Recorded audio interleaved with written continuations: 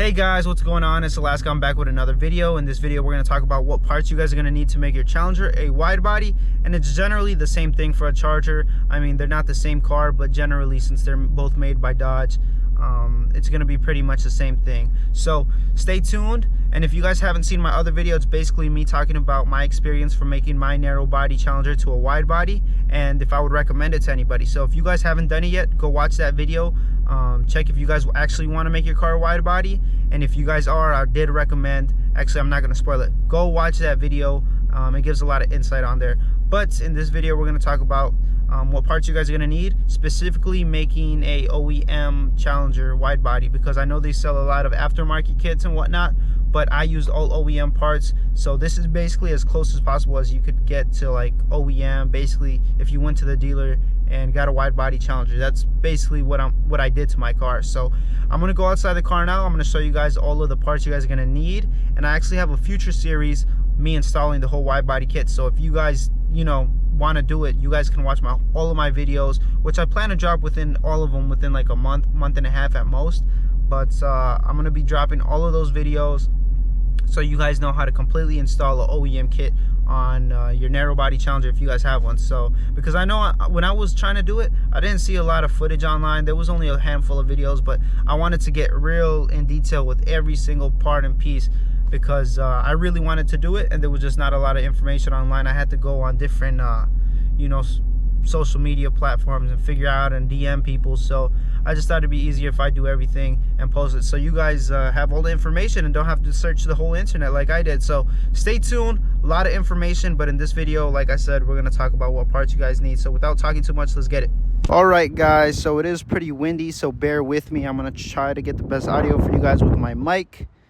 So let's start with this video. So the first thing you guys are going to need, if you guys are like me and have a Scat Pack Challenger, a new front bumper. Reason being, go watch my other video, I explained it better, but you need a Hellcat front bumper because they have these grills on the bottom. The Scat Pack ones, or all the regular Challenger ones, have fog lights, and you need that to accommodate the fender flares that go attached to the front bumper. So you guys are going to need a new front bumper unless you guys have a Hellcat and are willing to cut into your guys' front bumper. If you guys are, then you guys can cut into your front bumper, because these fender flares that go in the front, they go clipped in the front bumper, and you need to slit holes. So you need to cut your car basically to allow those front fenders to go into the front bumper. If you guys don't want to cut, you guys are going to have to order or source it off Facebook Marketplace or wherever you guys are going to buy the piece. But a wide body front bumper, the wide body front bumper already comes with slits for the front flares, so you guys don't have to cut. It already comes with the cuts in them, so the flares just are basically a plug and play. So you guys are going to need a new front bumper, obviously, with all the grills and everything to give it the Hellcat look. And you guys do have a narrow body Hellcat, you guys just have to cut the slits for the fender flares and just order the fender flares. But I know it's a lot to take in, but if you guys are like me, have a Scat Pack Challenger, you're going to need a new Hellcat front bumper. You guys are going to need those fender flares on the front, and you guys are going to need a new spoiler because, as you can see, the car is wider. The spoiler needs to be wider. So after that, you guys are going to need the most obvious, the wheels. That's why everybody wants this wide body. It's a lot wider, so you guys are going to need some new wheels. Hold on, let me go up close. 305 35 R20s. So that's basically what it is OEM. You guys could change that for like 315s, and you guys could just keep going if you guys want. But that's the tires. The wheels you guys are going to need are 305s, new wheels. I actually bought these, which are OEM rims, and they already came with the tires on them, so I didn't really have to do too much. I just bought new wheels, and that was pretty much it off Facebook Marketplace.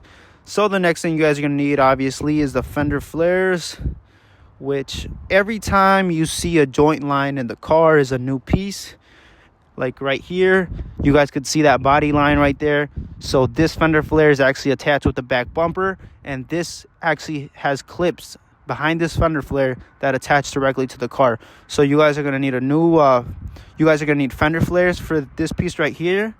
And what I did was just bought a back bumper off Facebook Marketplace, which already came painted and everything.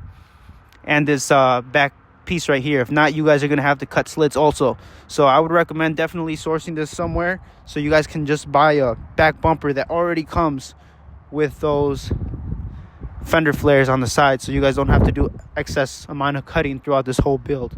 So you guys are gonna need this fender flare separate, back bumper if you guys are gonna do it like me, and you guys are gonna need to buy a new pair of side skirts, because as you guys can see from the side skirt right here, the fender flare extends to the side skirt. So that's what you guys are gonna need also. And for this back flare, you are gonna have to drill holes into your car. So I drilled holes for this fender flare right here. I think it was like 16 holes. Same thing for the other side. So you guys are gonna have to drill holes if you guys want to do everything OEM. And if you guys are like me, you guys are gonna have to get a new front bumper if you have a Challenger or Scat Pack.